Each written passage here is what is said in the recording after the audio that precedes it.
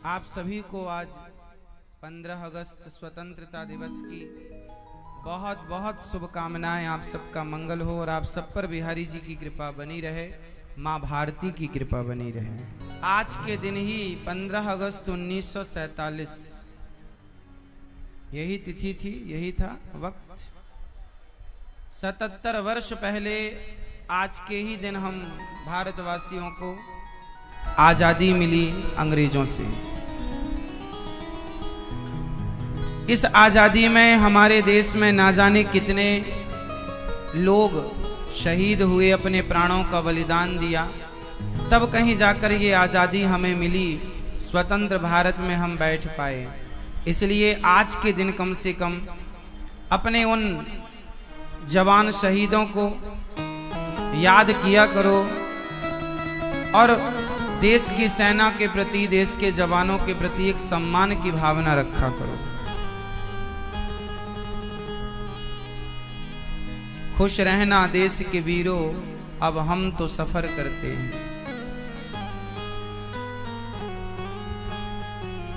इसलिए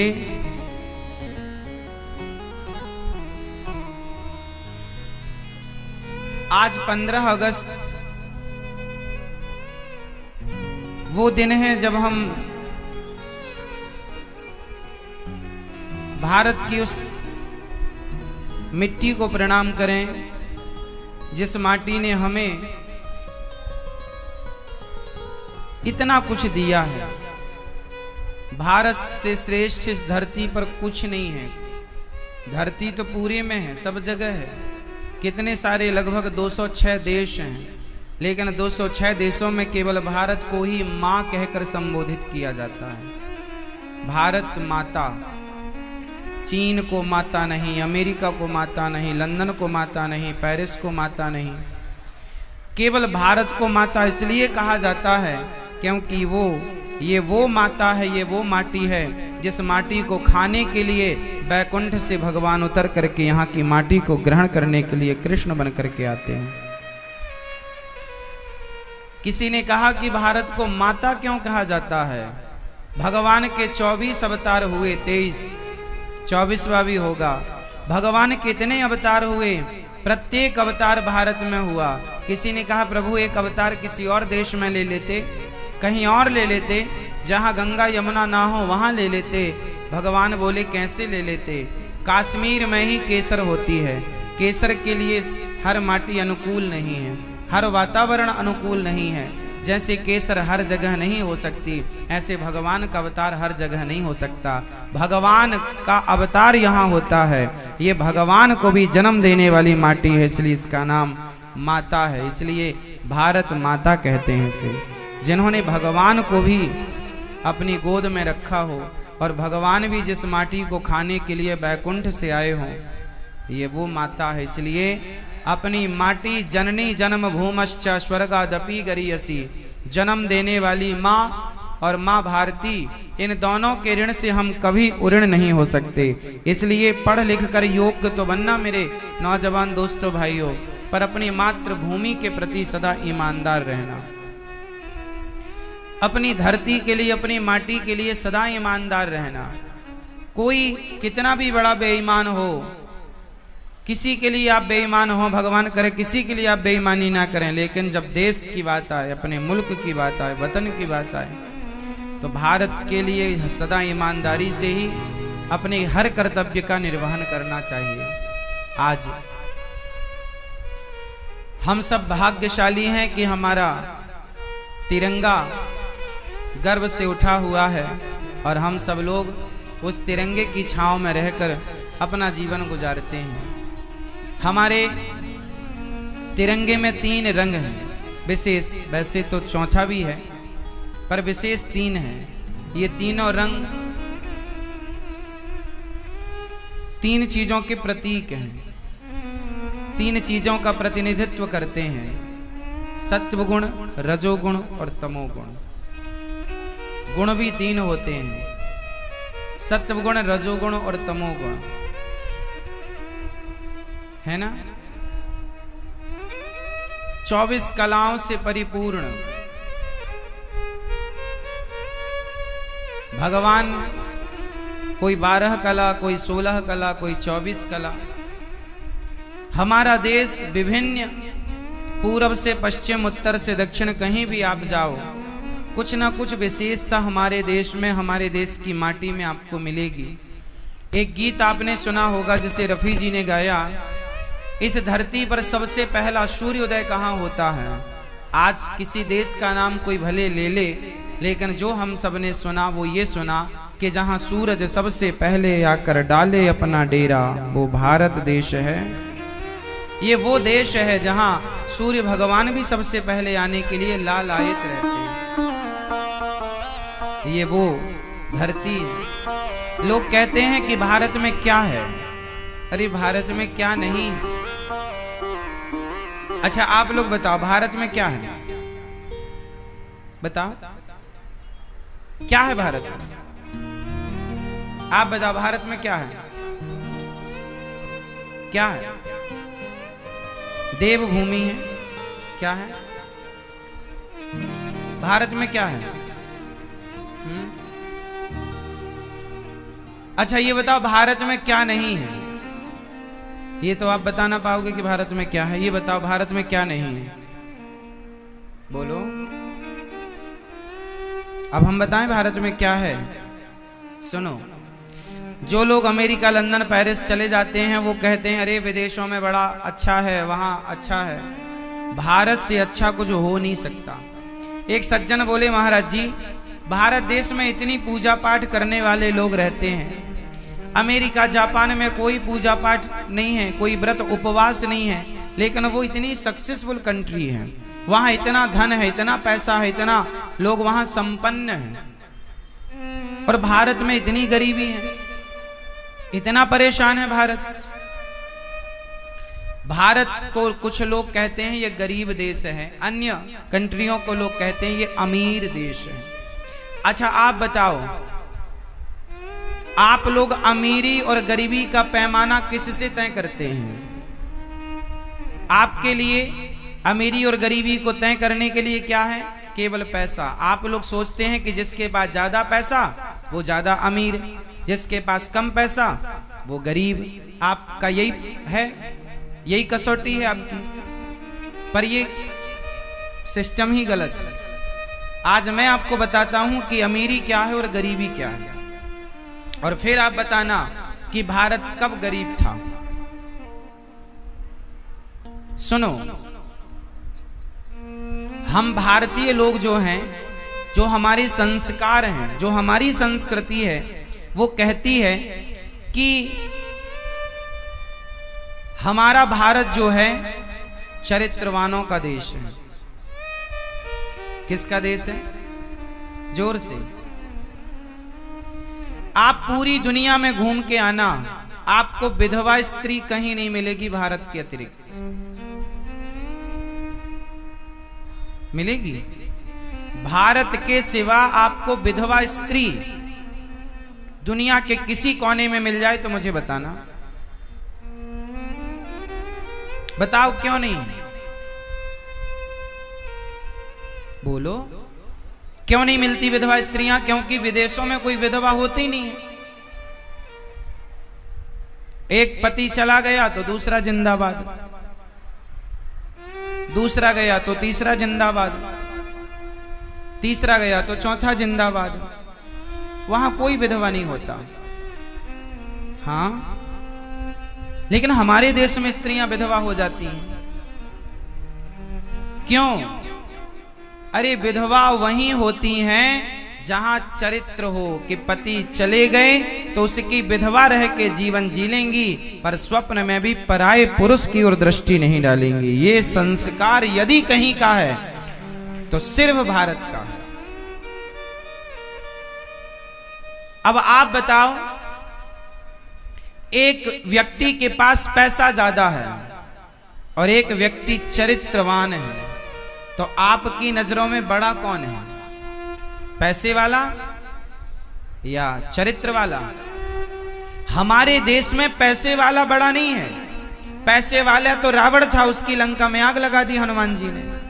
और वनवासी राम थे जिनके पास घास की झोपड़ी थे, उनके चरणों में जाकर हनुमान जी बैठ गए। वो हनुमान जी जो उन घर में घुस के मारते हैं लंका वालों को, जो सोने की लंका में आग लगा देते हैं, जिनके पास अष्ट सिद्धि नवनिधि के दाता, जो सब कुछ करने की सामर्थ्य रखते हैं, वो हनुमान जी वो घास की कुटिया में रहने वाले राम जी के चरणों की सेवा करते हैं। क्यों? क्योंकि राम जी का चरित्र श्रेष्ठ है। राम चरित्र सुनवे को रसिया, और राम लखन सीता मन।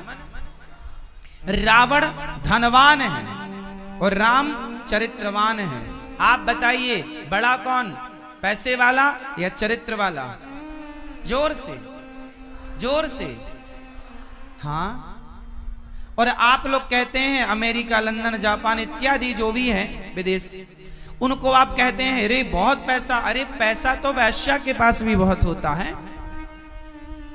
आपके क्षेत्र की कोई वैश्या होगी, उसके पास आप लोगों से ज्यादा धन होगा, तो आप उसे बड़ा मान लोगे। इसलिए भारत पैसे से कभी, भारत ना पैसे को कभी महत्व देता ही नहीं है।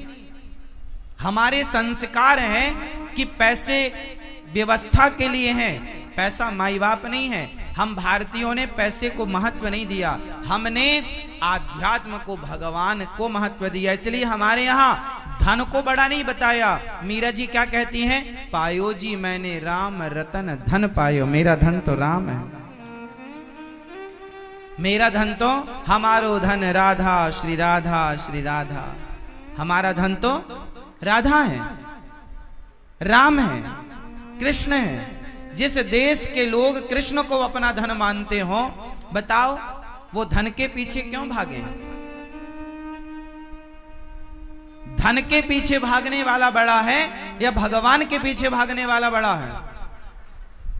धन के पीछे भागने वाला बड़ा है या सत्य के पीछे भागने वाला बड़ा है? हम भारतीय हैं साहब, यहाँ झूठ बोलना भी पाप मानते हैं। अब कुछ बोल रहे हैं, अब बेईमानी लोग कर रहे हैं, वो अलग सब्जेक्ट है, पर जो हमारी माटी है ना, वो धरती ईमानदारों की, सच्चे लोगों की धरती है। ये पहचान भारत की सच्चाई की। यहां पर प्राण जाए पर यहां एग्रीमेंट नहीं होता था, यहां लिखित में एग्रीमेंट की जरूरत नहीं होती थी। यहां तो जो कह दिया वो पत्थर की लकीर है। यहां जवान की कीमत है। हरिश्चंद्र बाजार में बिक गए पर सत्य नहीं छोड़ा। बोलो हाँ। अब आप कहो कि भारत गरीब है, कहां गरीब है भाई? किसमें गरीब? पैसे नहीं है इसलिए कह रहे हो? क्या करना चाहते हो? पैसे वाला बनना चाहते हो? आप अपना चरित्र बेचकर पैसे वाले बन भी गए तो उस पैसे का क्या अर्थ है? क्या मूल्य है उस पैसे का? है तो पैसा वैश्या के पास, क्या मूल्य उसके पैसे का?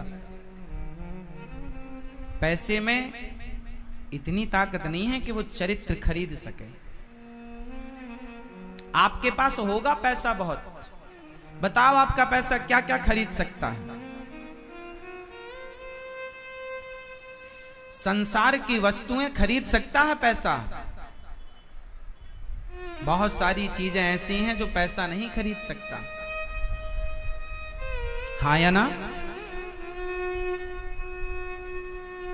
इसलिए भारत विदेशों में लड़की 18 साल की होती है, आजाद हो जाती है। वहां का कल्चर है, जहां मन पड़े वहां जाए, वहां की लड़की, जिसके संग रहना चाहे वहां रहे, वहां की लड़की। लेकिन हमारे देश में ऐसा नहीं है। हमारे देश में माँ बाप बच्चे को देखो, बच्चे को जन्म देकर छोड़ देना ये तो कुत्ता और सुअर की हरकत है। बच्चों को परवरिश करना, उनके संस्कारवान बना करके उन्हें समाज की सेवा में लगाना, ये हमारी संस्कृति रही है। हमारे यहाँ क्या कहा है? माता शत्रु पिता वैरी, ये न वालो न पाठिता, न शोभते सभा मध्य हंस मध्य वको यथा। वह माता पिता शत्रु हैं जो अपने बच्चों को संस्कार नहीं देते। विदेशों के बारे में आपने ये सुना कि नहीं? लड़की 18 साल की, लड़का 18 का हुआ तो छोड़ देते हैं, जहां मन करे वहां जाए। ऐसा सुना है या नहीं? नहीं सुना तो सुन लीजिएगा। अब बताओ, बच्चे बड़े हो गए तो छोड़ देना, ये तो सुअर वाली हरकत है। सुअर खा खा के आदमी सुअर ही होगा, प्रसाद खा करके भगवान का तब जाकर के वो विवेकानंद होगा, तब जाके वो राम और हनुमान होगा। इसलिए आप भारत की तुलना विदेशों से जब करते हैं ना, हमें अच्छा नहीं लगता। आप मतलब जो लोग करते हैं, भारत भारत है, भारत की माटी, भारत में जो काम वाली बाई तुम्हारे घर में रहती है, उस काम वाली बाई के पांव में लगी धूल जो है, वो धूल भी नहीं बन सकता कोई विदेशी, उसके पांव की धूल नहीं बन सकता। भारत के जो संस्कार हैं, हमारे देश को सोने की चिड़िया कहा गया। सोने की कमी हमारे देश में कभी नहीं थी। आज अमृतसर में एक मंदिर है, आपने सुना होगा, गोल्डन टेम्पल, आप जानते भी होंगे, सोने का है। जैसे आज अमृतसर में गोल्डन टेम्पल है, एक बच्चा भारत में, ऐसे हमारे देश में मुगलों के, अंग्रेजों के पहले 7000 मंदिर थे ऐसे गोल्ड के, सोने के। लोग कहते हैं भारत गरीब है। अरे भारत में लुटेरे आए लूटने के लिए, और लुटेरा गरीबों के यहां लूटने नहीं जाते हैं। इसलिए भारत पैसे की तो मैं बात ही नहीं करता, हमारे देश में पैसे का महत्व ही नहीं है। हमारे यहां पैसा वैसा छोड़कर, एक राजा के बारे में आप एक नहीं अनेक राजाओं के बारे में ये सुना होगा कि राजा लोग अपने राज सिंहासन को छोड़ करके जंगल में भगवान के भजन के लिए चले जाते थे। सुना है ऐसा? मतलब राज गद्दी को छोड़ करके भगवान के लिए चले जाते थे। मतलब उनके जीवन में धन का कोई विशेष अर्थ नहीं था। हाँ, पैसा व्यवस्था के लिए है, होना चाहिए। और आप लोग पैसे को ही माई बाप मान के भागे जा रहे हैं। इसलिए तुम्हें विदेश अच्छा लगता है क्योंकि तुम संस्कारहीन होते जा रहे हो। जहां संस्कार की बात होगी तो संस्कारवान लोगों को तो भारत ही अच्छा लगेगा। संस्कारहीन कोई हो जाए तो वो भारत से बाहर भागने की सोचेगा कि यहाँ पे तो मर्यादाएं ज्यादा हैं, कपड़े पहन के रहने पड़ते हैं, विदेशों में अच्छा डिंग डोंग घूमते रहो। क्यों? सही है। विदेशों में तो कपड़े ना के बराबर पहने जाते हैं, पुरुष भी स्त्री भी। समुद्र में बिना कपड़े के लोग नहाते रहते हैं, पर हमारे यहाँ तो बिना कपड़े के नहाओगे तो भगवान श्री कृष्ण चीर चुरा लेंगे। भगवान श्री कृष्ण चुरा लेंगे कपड़े। इससे मैसेज मिल रहा है कि निर्वस्त्र होकर स्नान नहीं करना चाहिए। संस्कृति कितनी बढ़िया है हमारी संस्कृति, भारतीय संस्कृति। इसकी कोई तुलना है किसी की संस्कृति से? है तो मुझे बताना। हमारा देश, हमारा भारत, हम हिंदू लोग ना किसी को मारते नहीं। केवल पूरी दुनिया में हिंदू विचारधारा कहती है कि शाकाहारी बनो, और कोई विचारधारा किसी के धर्म की, मजहब, पंथ की बोलती हो तो मुझे नाम बताओ। केवल हिंदू संस्कृति जहां जहां होगी वो कहेगा कि भैया शाकाहार बनो। शाकाहार क्यों बनो? शाकाहार क्यों होना जरूरी है? क्योंकि शाकाहार जो होगा उसी के अंदर दया होगी। अरे जो मांसाहार करता है वो दयालु कैसा? वो तो मार के खा रहा है, और जो मार के खाए उसके अंदर दया कैसे? इसलिए हमारे यहाँ दया को विशेष रखा गया है। हमारे भीतर क्या होना चाहिए? जोर से करुणा, दया। और दया जिसके अंदर होगी वो किसी की हत्या कैसे करेगा? हत्या तो वही कर सकता है ना जो निर्दयी है। बोलो हाँ। सुअर को कौन मार? आपसे मैं कहूं कि लो तलवार, सुअर को मार के लाओ, मार लोगे? मैं आपको तलवार दूं, जाओ गाय को मार के लाओ, मार लोगे? मैं तलवार दूं आपको, बकरे को मार के लाओ, लाओगे? क्यों नहीं लाओगे? क्योंकि आपके अंदर दया, वो दया जो है ना वो आपको रोकेगी नहीं। ये गलत है। जिसके अंदर दया है ना वही हिंदू है, जिसके अंदर करुणा है ना वही सनातनी है, और जिसके अंदर करुणा नहीं, दया नहीं, वो किस बात का हिंदू, किस बात का सनातनी? बताओ। रोज मछली मारता है, रोज मुर्गी मारता है। भाई संस्कृति समझो। दया धर्म का मूल है, पाप मूल अभिमान, तुलसी दया ना छोड़े। जीना सब जी रहे हैं, हम भी जी रहे हैं। एक डॉक्टर बोला कि अंडा खाओ महाराज, प्रोटीन मिलेगा। हमने कहा पागल हो गए हो तुम, दिमाग खराब हो गया है तुम्हारा। आजकल बहुत सारे डॉक्टर आपको इलाज के नाम पर अंडा खवा रहे हैं, आपका धर्म बिगाड़ रहे हैं। आजकल जितने क्रिश्चियन स्कूल हैं, यदि आपका बेटा क्रिश्चियन स्कूल में पढ़ता है तो लिख लो वो अंडा खाना सीख जाएगा जल्दी से, क्योंकि वहां पर जो टीचर क्रिश्चियन लोग हैं वो दिन भर यही सिखाते हैं बच्चों को कि अंडा खाने के ये लाभ हैं।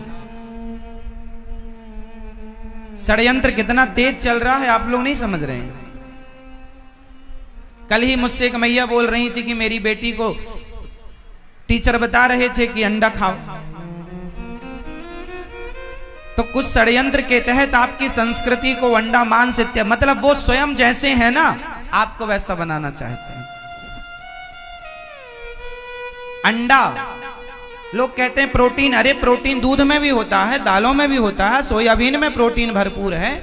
यदि प्रोटीन की जरूरत है तो अंडा से क्यों लेना, सब्जियों से, दाल से, सलाद से, दूध से, दही से क्यों नहीं प्रोटीन ले लेना, ले लेना। कौन मना करता है? इसलिए हम जो सनातनी है ना, शुद्ध विचार वाले, कोई छल नहीं, कपट नहीं, ईर्ष्या नहीं, द्वेष नहीं, निश्चल, वो सनातनी, कोई द्वेष नहीं। राम जी के सामने पराई स्त्री आई सूपनखा, राम जी ने सीता मां को देखते हुए सूपनखा से बात की। ये देखिए मर्यादा। सनातनी कौन? तुम्हारे सामने आधी रात को पराई लड़की, पराई स्त्री आ जाए तो उसे आधी रात को अकेले में आए तो भी उसे मां की नजर से और बेटी और बहन की नजर से देखना, ये सनातन विचारधारा है। ये नहीं कि मौका पाते ही आप उसके साथ छीना झपटी करने लग जाएं। ये सनातन विचारधारा नहीं है। कितना श्रेष्ठ है हमारा धर्म, कितनी श्रेष्ठ है हमारी संस्कृति, कितना श्रेष्ठ है हमारा देश। स्वामी विवेकानंद जी विदेश गए, वहां पर एक महिला स्वामी जी के प्रवचन से मोहित हो गई। वाह क्या खूब बोलते हैं आप मेरे से विवाह कर लो। ऑफर दे रही है, सुंदर है, गोरी है, स्वामी जी से कह रही विवाह कर लो मेरे से। एक और विवेकानंद होगा, वो देश की सेवा करेगा। स्वामी जी बोले तुझे विवेकानंद चाहिए? बोले हाँ, एक आपका बेटा आपके जैसा होगा। महाराज स्वामी जी ने कहा कि मेरा बेटा मेरे जैसा होगा कि नहीं, कोई गारंटी नहीं। तुम्हें मेरे जैसा बेटा चाहिए तो आज से तुम मेरी मां, मैं तुम्हारा बेटा। लो बेटा, विवेकानंद ही तुम्हारा बेटा, मुझे अपने पुत्र के रूप में स्वीकार कर लो। देखो ये संस्कृति है। समझ रहे हैं सनातन को? कभी कोशिश की समझने की? पैसे के पीछे भागने वाला कभी अपने धर्म और अपनी संस्कृति को ना समझ पाएगा, ये याद रखो। पैसे के पीछे भागने वाला, पाप का बाप कौन है जरा मुझे नाम बताओ आप। पाप के फादर, पिता का नाम बताओ। पाप के, आप बताओ पाप का बाप कौन? ये लाल भैया नहीं, आप बताओ पाप के बाप का नाम। भैया आप, पाप के बाप का नाम क्या है? पाप का बाप कौन है? जोर से आप बताओ भैया। क्रोध कौन? लोभ। पीछे वाले बताएं, पाप के बाप का नाम कौन बताएगा? जानते हो आप भैया? जानते हैं कौन? अहंकार। अहंकार, कोई कह रहा अहंकार, कोई कह रहा क्रोध, कोई कह रहा लोभ। फाइनल बताओ। लोभ। पीछे वाली मैया मोहर लगाओ। पाप का बाप कौन? कौन? लोभ।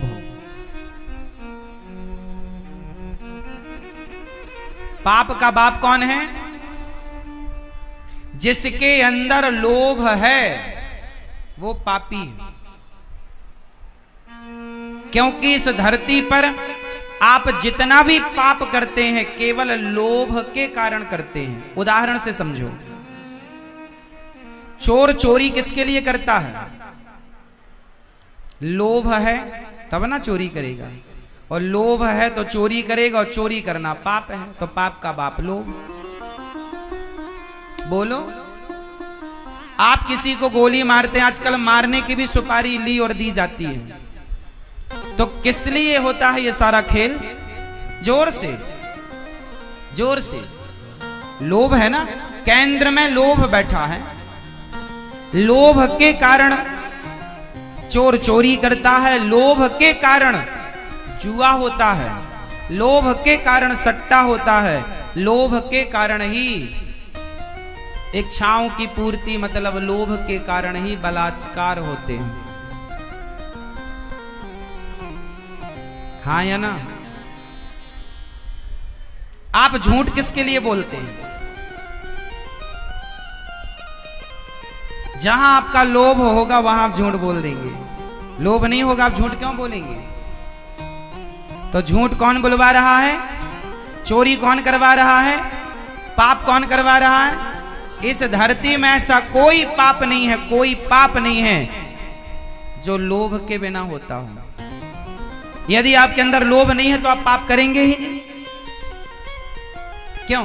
इसका मतलब पाप का बाप, जोर से, आप अपने अंदर के लोभ को यदि समाप्त कर दें तो आपके भीतर के सारे पाप समाप्त हो जाएं, क्योंकि पाप का बाप ही लोभ है।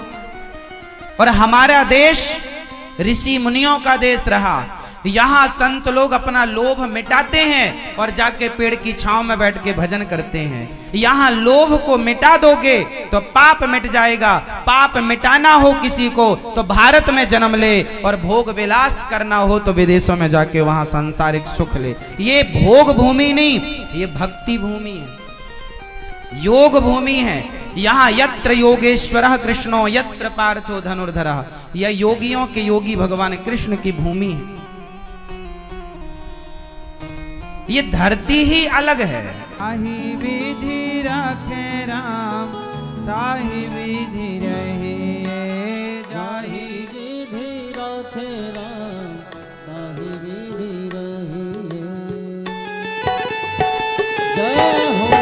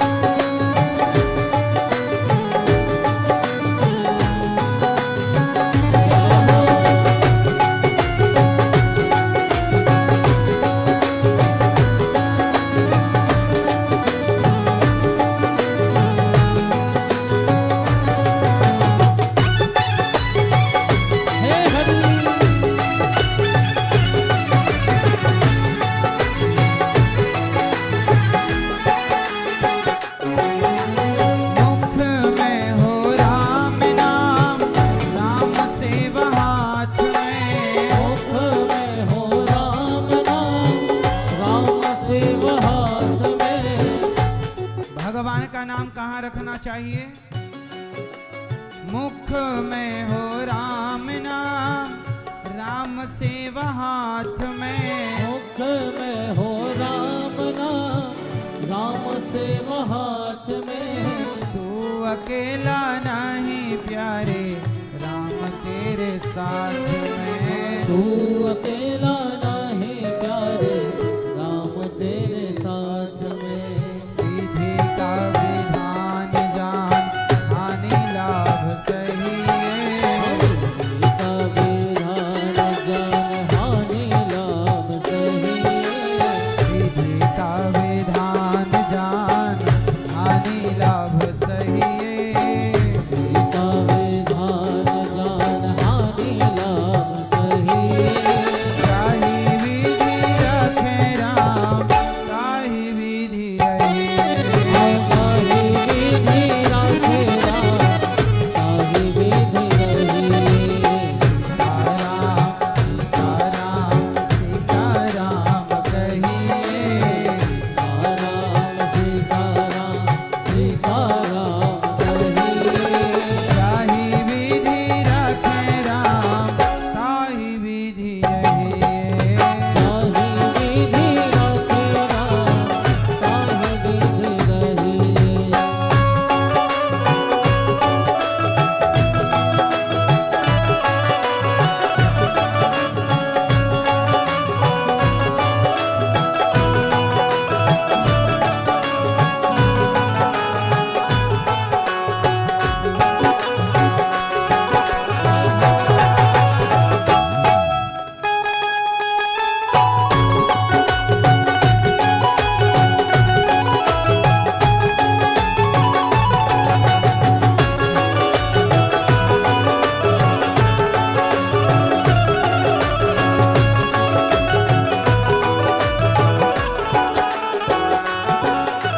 जिंदगी की डोर सो हाथ दीननाथ के। जिंदगी की डोर सो हाथ दीननाथ के।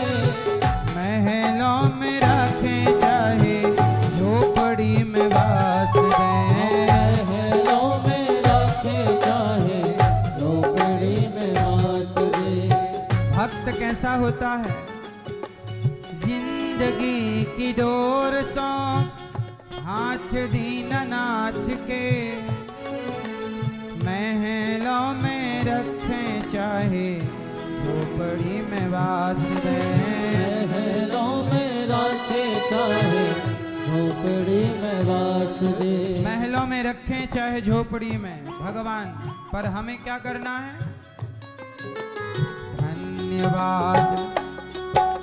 हर स्थिति में ईश्वर का धन्यवाद। निर्विवाद राम राम कहिए।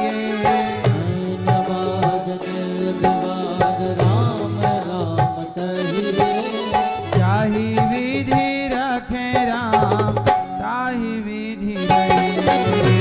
ताहि विधि रखे राम ताहि विधि रहिए। सीताराम सीताराम कहिए। ताहि विधि रखे राम ताहि विधि रहिए।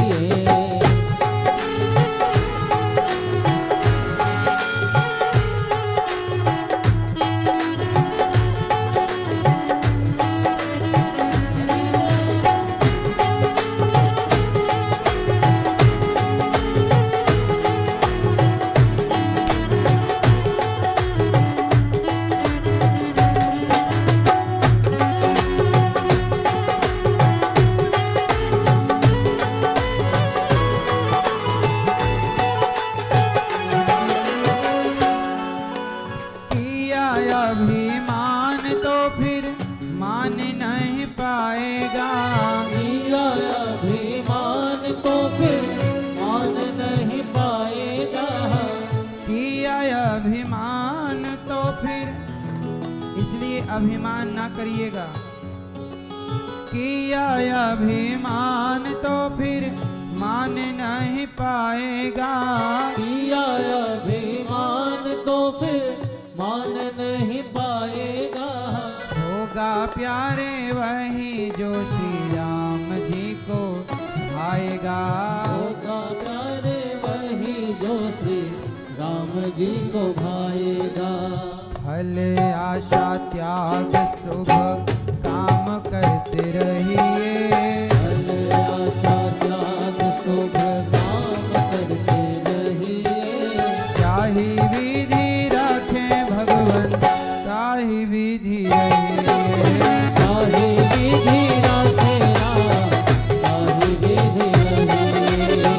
सीताराम सीताराम सीताराम कहिए। सीताराम सीताराम सीताराम कहिए। जाहि विधि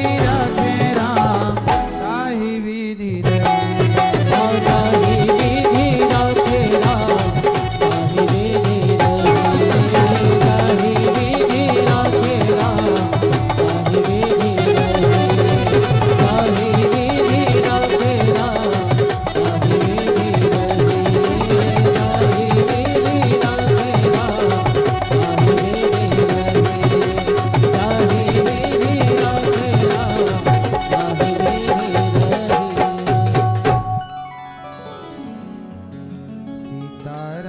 रखे राम ताहि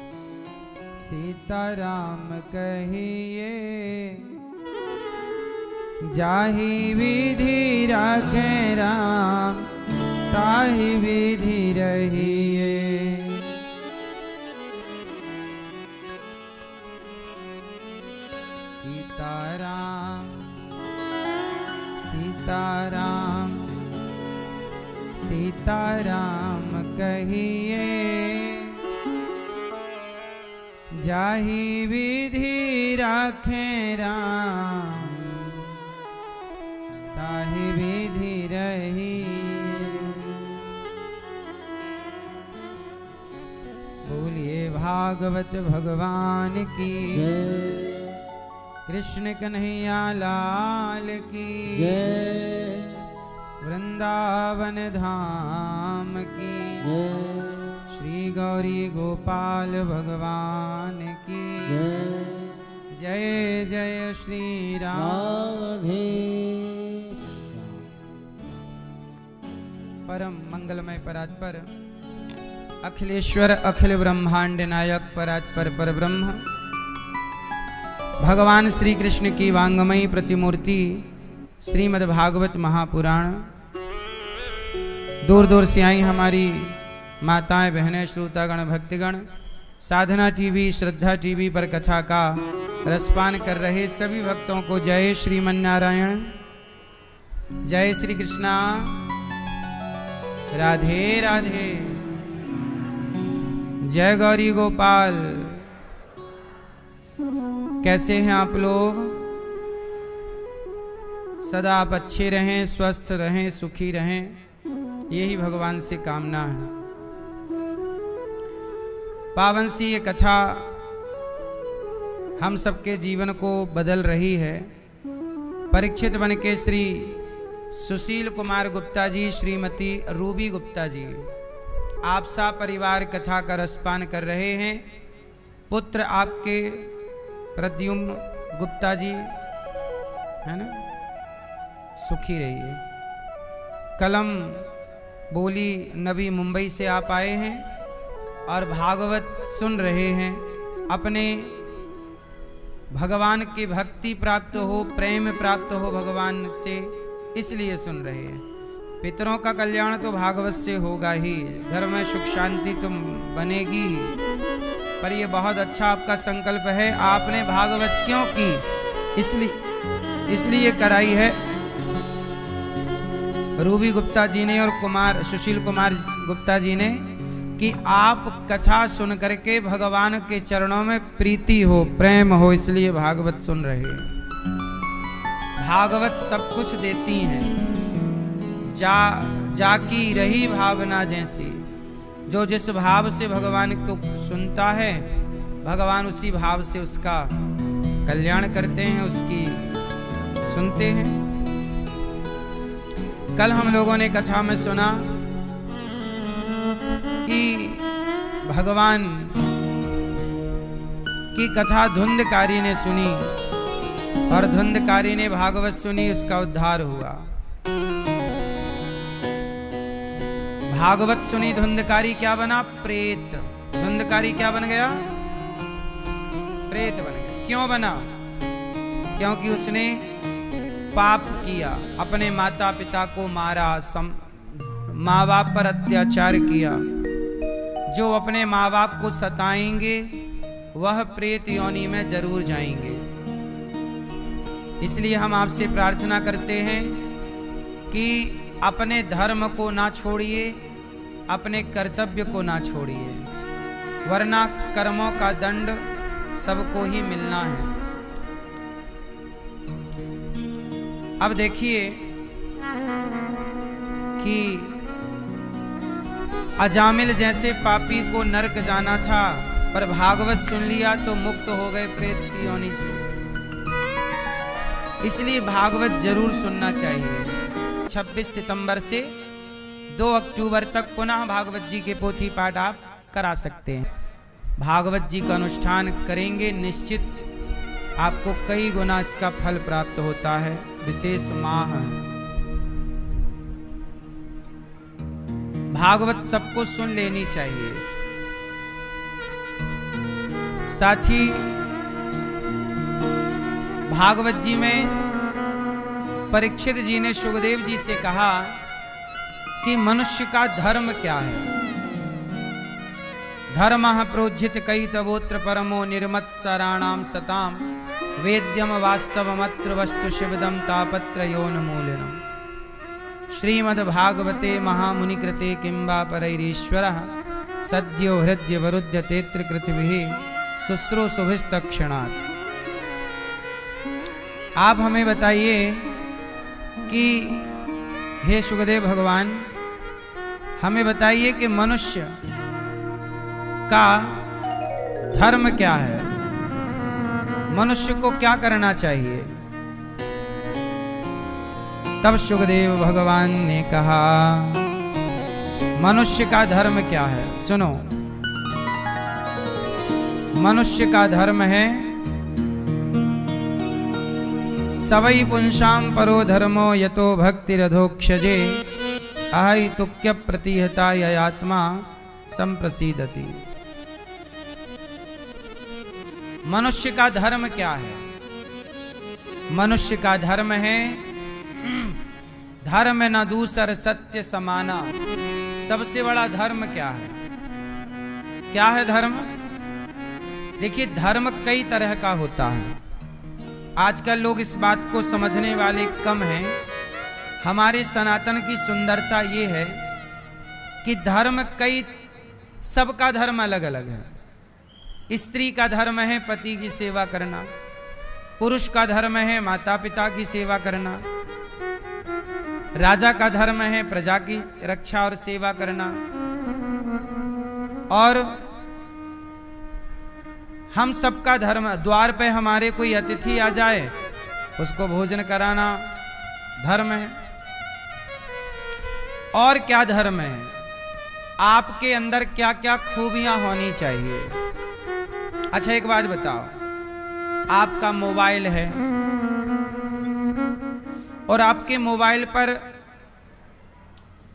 एंड्रॉयड मोबाइल है, मानना कि उदाहरण के लिए मैं समझा रहा हूं, माना कि आपके पास लाख रुपया का मोबाइल है और उस मोबाइल में यदि गूगल नहीं है, आपके मोबाइल में कोई आज के फंक्शन नहीं है, ऐप नहीं है, तो क्या ऐसा मोबाइल आप रखना पसंद करेंगे जिसमें कोई ऐप ही ना हो, कोई डाउनलोड का सिस्टम ही ना हो? लाख रुपए का मोबाइल हो और उसमें ऐप डाउनलोड करने की कोई सुविधा ना हो, तो क्या ऐसा मोबाइल है? अरे, मोबाइल की कीमत उसके वजन से नहीं है, उसके अंदर जो सिस्टम है उसकी कीमत है। उसी तरह आपकी कीमत किससे है? आपके अंदर क्या सत्य डाउनलोड हुआ? क्या दया डाउनलोड हुई? दया का ऐप ही नहीं है आपके अंदर, सत्य का ऐप ही नहीं है। आप सत्य बोलते हैं? बोलो। मौका लगने में आप 10 झूठ बोल देते हैं, मतलब आपका जो सॉफ्टवेयर है, सिस्टम है, वो सत्य को स्वीकार नहीं कर रहा है, सच को डाउनलोड नहीं कर पा रहा, झूठ को एक्सेप्ट कर रहा है। आप झूठ की तरफ जल्दी भाग जाते हैं, सच की ओर कम जाते हैं, इसलिए आपकी कीमत। अच्छा ये बताओ, आज के युग में सीसीटीवी कैमरा भी झूठ नहीं बोलता, बोलता है? आपने मोबाइल पे, व्हाट्सएप पे किसी को राधे राधे लिखकर भेजा, किस तारीख को भेजा, कितने बजे भेजा, ये उसमें मेंशन हो जाता है। मतलब वो भी झूठ नहीं बोलता। आपको यदि मैंने कॉल किया है या आपसे कुछ मैसेज किया है तो वो सबूत के रूप में मोबाइल पर रह जाएगा। इसी के द्वारा आजकल पुलिस पकड़ती है, क्राइम रोकने का प्रयास करती है। एक बात बताओ कि मोबाइल का ऐप भी झूठ नहीं बोल रहा है आजकल? बोलो हाँ। लेकिन आपका पता नहीं सिस्टम में सच का ऐप डाउनलोड हो ही नहीं रहा है आपका। सतयुग से सदा से कहते आए, सच बोलो सच बोलो सच बोलो। सब लोग कहते आए, सत्यम ब्रूयात प्रियम ब्रूयात, धर्म न दूसर सत्य समाना। सब बोलते हैं सच बोलो बोलो बोलो, पर क्या मजाल कि आदमी सच बोलने लग जाए। इसलिए मनुष्य का धर्म क्या है? सच बोलना। राजा हरिश्चंद्र को क्यों जानते हैं आप लोग? सच बोलते थे इसलिए कि झूठ बोलते थे इसलिए? राजा हरिश्चंद्र बाजार में बिक गए, दानवीर थे, पर उन्होंने सत्य को नहीं छोड़ा। दशरथ जी के प्राण चले गए, प्राण जाए पर क्या ना जाए, क्या ना जाए? वचन। इसलिए मेरी मां, सत्य बोलना ही धर्म है। सत्य धर्म की दूसरी परिभाषा दया करना ही धर्म है। ना तो आप लोगों के अंदर दया का ऐप डाउनलोड हो रहा है। आज के लोगों में दया नहीं है, मछली मार मार के खा जाते हैं, मुर्गा खा जाते हैं। अब मुर्गा खा जाए, बकरा खा जाए, ये दया होती तो आप क्यों खाते ये सब? मतलब दया नहीं है, इसलिए ना व्यक्ति निर्दयी है, खा जाता है अपने स्वाद के लिए। तो आजकल दया का ऐप भी डाउनलोड नहीं हो रहा है। ना सत्य, ना दया और ना तप। दया करना धर्म है, सत्य बोलना धर्म है, परहित सरिस धर्म नहीं भाई। परहित, औरों का, सबका भला करना चाहिए कि बुरा? क्या करना चाहिए सबका? मैया, पीछे वाली मैया, क्या करना चाहिए सबका? बुरा? क्या? भला। अच्छा, भला का उल्टा करो, क्या हुआ? भला। भला का उल्टा करो, क्या हुआ? लाभ। जब आप किसी का भला करोगे तभी आपका लाभ होगा। आप भला कीजिए, भगवान आपको लाभ देंगे। अब भला ही नहीं करेंगे, लाभ कैसे होगा? इसलिए भला करने से, हाँ, भला कीजिए भला होगा, बुरा कीजिए बुरा होगा। भला की जय भला होगा, बुरा की जय बुरा होगा। यहीं सबको चुकाना है, यहीं सबको चुकाना है। भैया जी झूठ मत बोलो, प्रभु के पास जाना है। न हाथी है न घोड़ा है, वहाँ पैदल ही जाना है। क्या ना बोले मेरी माँ? मैया जी झूठ मत बोलो,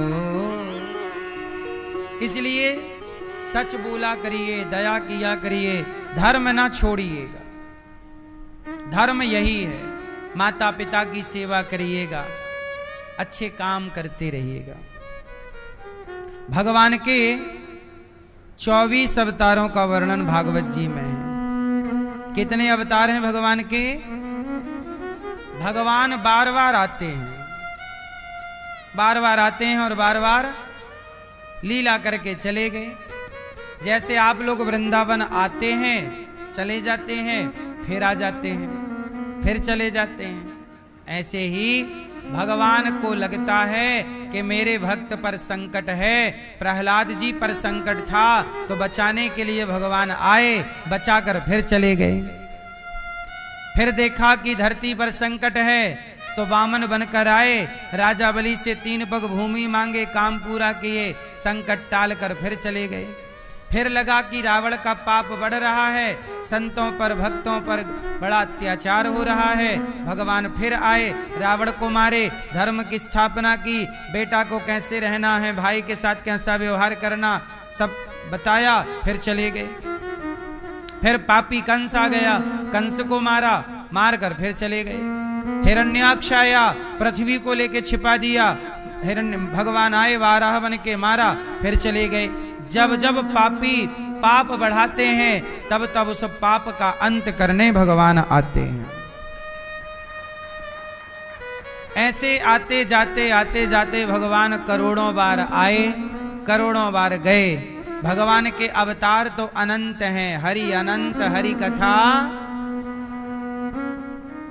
हरि अनंत हरि कथा अनंता, कहाँ ही सुनहि बहु विधि सब। हाँ, भगवान के बहुत अवतार हैं, परंतु इन बहुत अवतारों में 24 अवतार मुख्य हैं। कितने अवतार? 24 अवतार। भगवान एक बार सनकादि बनकर प्रकट हुए, एक बार बाराह बनकर के आए, एक बार भगवान नारद जी बनकर के आए। भगवान एक बार मत्स्य भगवान मछली बन गए, एक कछुआ बन गए, वामन बन गए, धनवंतरी अमृत लेकर आए, समुद्र मंथन के अमृत को बांटने के लिए मोहिनी अवतार लिया। तो कभी भगवान परशुराम जी बने, तो कभी भगवान व्यास जी बने, तो कभी भगवान नरसिंह बने, तो कभी वामन बने, कभी राम बने, कभी कृष्ण बने, कभी बलराम बने। जिस अवतार की जहां जरूरत थी वहां उस अवतार में प्रकट हो गए। अच्छा, भगवान आते हैं, लीला करे चले गए। अच्छा, जब भगवान कृष्ण आए, एक बार वेद व्यास जी 17 पुराण लिखकर परेशान थे। 17 पुराण लिखे फिर भी परेशान। क्यों? शांति नहीं है, मन में बड़ा अशांति है।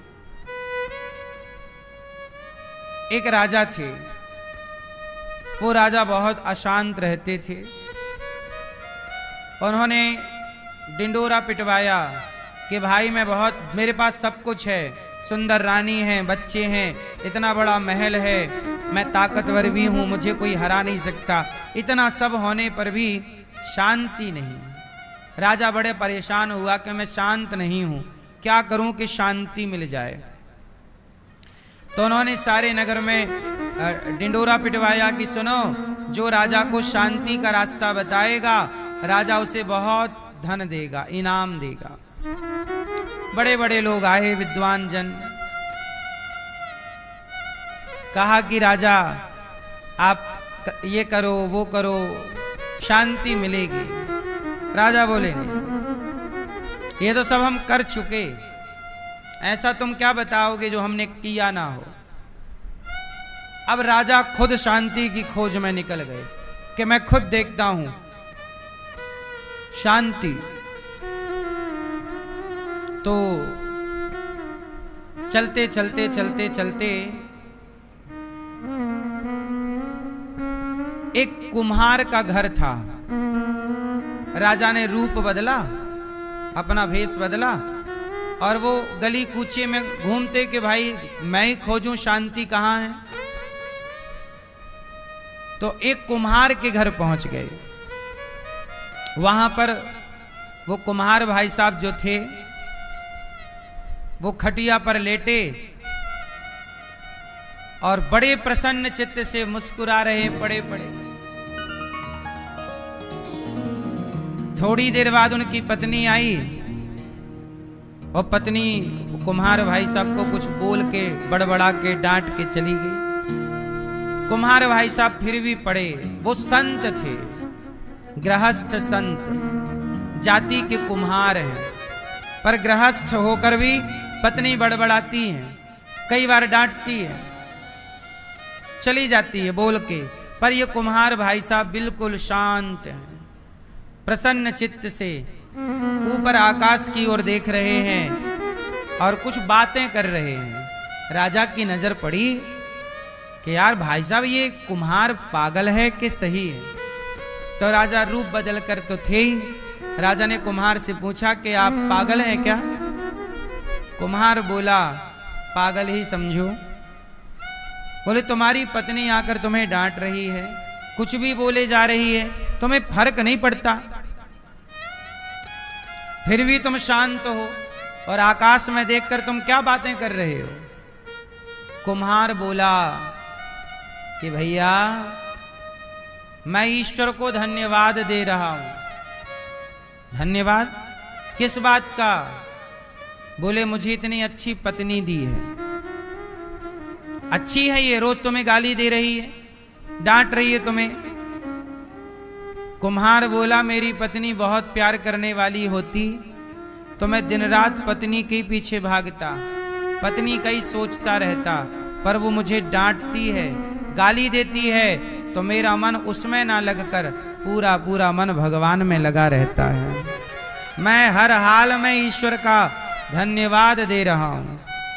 ऐसी पत्नी मिली गलत, फिर भी मैं ईश्वर की ओर देख के धन्यवाद देता हूं। इसलिए मुझे ना पत्नी से ना किसी से कोई शिकायत नहीं है, मैं खुश हूं। अब राजा को उसके प्रश्न का उत्तर मिलता जा रहा था। अच्छा राजा बोले ये बताओ तुम्हारे पास तो बहुत अच्छा घर भी नहीं है, खटिया भी तुम्हारी टूटी है, कपड़े भी तुम्हारे मैले कुचैले हैं, फटे पुराने, पर तुम इतना खुश कैसे रहते हो, इतना प्रसन्न कैसे रहते हो? तब उस कुम्हार ने कहा कि भैया घर कपड़े ये तो नश्वर चीजें हैं, घर आज है कल रहे ना रहे, घर तो बनता बिगड़ता रहेगा। कपड़े से क्या है, जैसे हैं बदन ढकना है, ठीक है। मैं खुश क्यों हूं? क्योंकि मेरा मन घर में कपड़े में लगा ही नहीं, पत्नी में लगा ही नहीं। तो तुम्हारा मन कहाँ है? बोला मेरा मन शांत है, मेरे मन को कुछ नहीं चाहिए, ना वो पत्नी की कामना करता है, ना वो घर की कामना करता है, ना वो कपड़े की कामना करता है। तो राजा बोला चलो मैं इस कुम्हार की परीक्षा लूं, मैं तो राजा हूं। तो राजा ने बहुत सारे सोने के सिक्के निकाला, सोना, और कुम्हार को दिया। बोले ये लो, आप ये सोना रख लो और अपनी पत्नी को देना और अपना घर बनाना इससे। ये सोना, इतना सारा सोना राजा ने दिया। कुम्हार ने उसकी तरफ देखा नहीं। कुम्हार बोला ये क्या है? राजा बोले सोना है, सोना, बहुत सारा धन है, ये ले लो। कुम्हार बोला ना भैया, मेरे मन को ये नहीं चाहिए, मेरा मन एग्री नहीं करता, स्वीकार नहीं करता। ना मेरे मन को घर चाहिए, ना गाड़ी चाहिए, ना ये सोना चाहिए। मैं इस सोने को लेकर क्या करूंगा? ये सोना मुझे आप दे रहे हैं, मैं घर बनाऊंगा तो मैं अभी भी रह ही रहा हूं, घर भी बनेगा तो रहूंगा ही। लेकिन ये तो याद रखना पड़ेगा ना कि मैं यहां ज्यादा दिन नहीं हूं।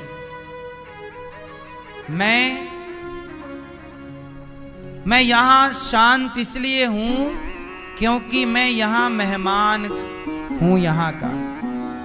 राजा बोले कि आप इतने शांत कैसे हैं? तो उस कुम्हार ने कहा कि ये बताओ आप किसी के घर जाते हो 2 दिन के लिए मेहमानी में, तो मेहमानों के यहां जाकर के आप शांत बैठे रहते हो ना, एक तरफ सब देखते रहते हो, सही है। वहां आपको मेहमान, आप गए किसी के ब्याह में, आप 1 दिन 2 दिन के लिए गए, आप में जैसे आप वृंदावन आए, आप यहाँ के मेहमान हो गए और यहाँ आएंगे, समय पे आपको भोजन मिलेगा, खाएंगे, समय पे कथा सुनेंगे, फिर अपने कमरे में आराम करेंगे, आप घूमेंगे फिरेंगे, दर्शन करेंगे। आपको यहाँ किसी से क्या मतलब है, लेना देना। यहाँ आप शांत हैं। अच्छा, इतने शांत आप घर पे नहीं रहते, क्यों? क्योंकि आपको ये पता है कि हम यहाँ 2 दिन के लिए हैं, 10 दिन के लिए हैं, 10 दिन बाद आप 7 दिन बाद आप चले जाएंगे। तो आपको लगता है 7 दिन के लिए तो आए हैं, किससे क्या लड़ना, किससे क्या कहना, चुप रहो, क्योंकि आप ये जानते हैं कि 7 दिन बाद आपको वापस। अच्छा, लड़ाई वो करते हैं जिनको लगता है कि हम अब यहीं हैं, अब हम जाएंगे ही नहीं। इसलिए कुम्हार भाई साहब ने कहा कि महाराज भैया, मैं कितना भी बड़ा घर बना लूं, कितना भी सुख जोड़ लूं, लेकिन मैं तो यहां रहूंगा ही नहीं ना, एक दिन ये सब छूट ही जाएगा। इसलिए मैं अपने मन को यहां लगाता नहीं। मेरे मन को ना सोना चाहिए ना कुछ चाहिए, मेरा मन केवल भगवान में लगता है, भगवान चाहिए। इसलिए मैं उनका ध्यान करता हूं, और भगवान का ध्यान तो टूटी खटिया पे भी हो सकता है। जब मुझे कुछ चाहिए ही नहीं तो मैं बहुत खुश रहता हूं। किस बात का दुख हो? अरे दुख वो मनाए जिसे बहुत कुछ चाहिए। अब राजा को उत्तर मिल गया। राजा सब कुछ था फिर भी अशांत था, और कुम्हार के पास कुछ नहीं है फिर भी शांत है। जहां इच्छाएं समाप्त होती हैं वहीं से शांति स्टार्ट होती है, और जहां इच्छाएं होती हैं वहां कितना भी हो, आप राजा बन जाइए फिर भी शांति नहीं। इसलिए इच्छाओं को शून्य करना होगा। क्या शून्य करना होगा? राजा ने उत्तर पा लिया, इच्छाएं बहुत हैं, इच्छाएं। इसलिए हमारे भगवान 24 अवतारों में भगवान कपिल देव जी ने आकर यही बात माता देवहूति को कही। वेद व्यास जी के मन में शांति नहीं है। जब नारद जी के कहने से उन्होंने भागवत जी की रचना की, तब उन्हें अपार शांति मिली। इसलिए वेद व्यास जी ने क्या लिखा? भागवत जी लिखी। किसके लिए? हम सबके शांति के लिए, कि भाई भागवत सुन लेना, शांति जरूर मिलेगी, है ना मैया? आपको शांति मिल रही है?